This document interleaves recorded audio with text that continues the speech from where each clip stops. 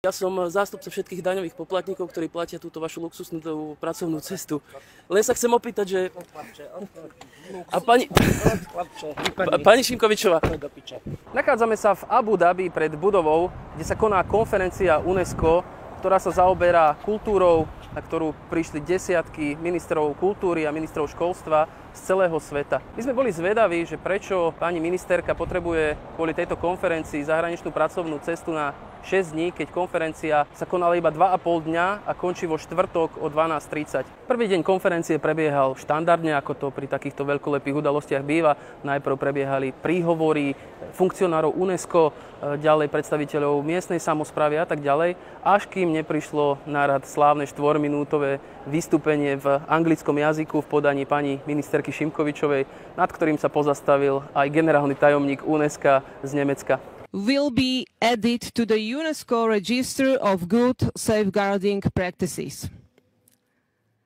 It is our belief that the proposed framework... Hlavným cieľom pani ministerky bolo prvý deň odfotiť sa pri každej možnej príležitosti, na čo využila služby svojej asistentky, ktorá za ňou chodila na každom kroku a fotila ju pri každej možnej príležitosti. Podstatným dňom tejto svetovej konferencie bol druhý deň, kedy prebiehalo 16 odborných podujatí, na ktorých participovali ministri z rôznych krajín, mali vystúpenia a takisto z publika na nich mohli interpelovať a pýtať sa ich ministri z ostatných krajín. Bohužiaľ, nenašli sme ju ani na jednom z týchto 16 zasadnutí. Pani ministerka zjavne tieto témy nepovažuje za dôležité. Potom, ako pani ministerka Šimkovičová totálne odignorovala celý druhý deň tejto konferencie, sme sa chceli presvedčiť, či príde aspoň na úplný záver oficiálnej časti konferencie. Pani Šimkovičová síce o 11:00 prišla na záverečný bod programu, avšak už o 12:00 sa postavila ešte predtým, ako sa hlasovalo o dôležitom dokumente a odkračala smerom k východu. My sme utekali za ňou, chceli sme sa jej opýtať, aký prínos mala jej zahraničná pracovná cesta pre Slovenskú republiku a takisto prečo odchádza ešte predtým, ako prebehlo hlasovanie o tak dôležitom dokumente, ako je rámec UNESCO pre vzdelávanie a kultúru.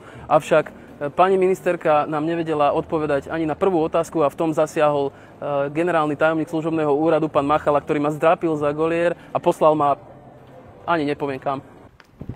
Dobrý deň, počkajte chvíľočku. Pani ministerkou sme chceli. Bystriansky.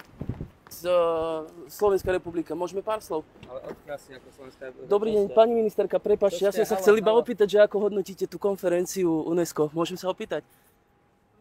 A vy ste odkiaľ? Ja som zástupca všetkých daňových poplatníkov, ktorí platia túto vašu zahraničnú cestu. Môžete nám povedať, ako hodnotíte túto cestu a čo bolo vašim posolstvom? Zapísať... Počkajte, ale odkiaľ ste? Z akých novín ste? Ja som zástupca všetkých daňových poplatníkov, ktorí platia túto vašu luxusnú pracovnú cestu. Len sa chcem opýtať, že... A pani Šimkovičová...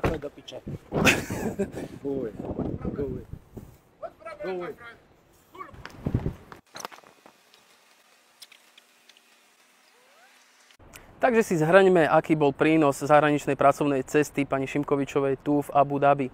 Prvý deň sa odfotila všade, kde mohla. Následne nám vyrobila medzinárodnú hanbu svojim vystúpením v angličtine. Druhý deň sa pre istotu neukázala na žiadnom zo 16 odborných zasadnutí. No a tretí deň, keď sa mal príjmať rámec UNESCO, medzinárodne dôležitý dokument, prišla na hodinku a odišla ešte predtým, ako sa o tomto dokumente stihlo hlasovať. Teraz sa už môžeme iba domnievať, aký bude ďalší pracovný program pani ministerky kultúry, keďže do odletu jej ostáva ešte 40 hodín.